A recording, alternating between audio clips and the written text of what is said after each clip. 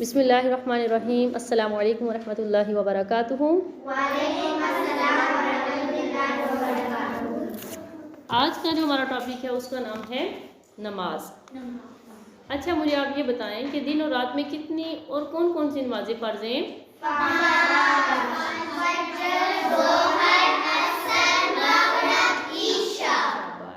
اچھا بچوں مجھے یہ بتائیں کہ نماز کے لیے کن کن چیزوں کا اہتمام کرنا چاہیے؟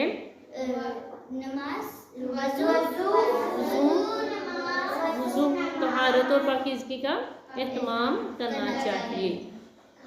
اچھا جو نماز ہے وہ دین کا کیا ہے؟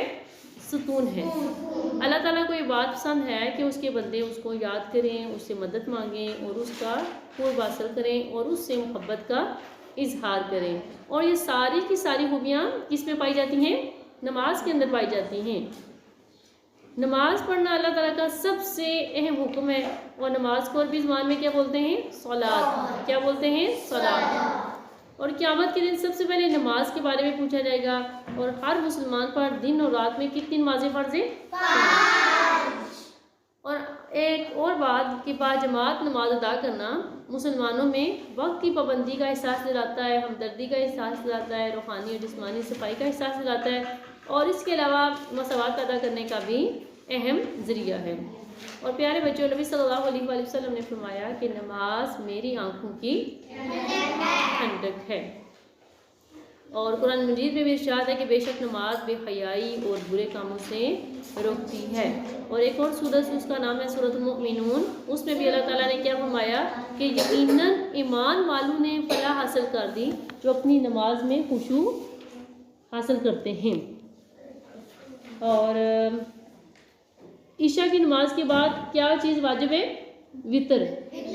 دیکھیں اس کے علاوہ فرض نمازوں میں پہلے یا بعد میں بھی کچھ رکعات پڑھنے کی ترغیب رسول صلی اللہ علیہ وآلہ وسلم نے دی ہے۔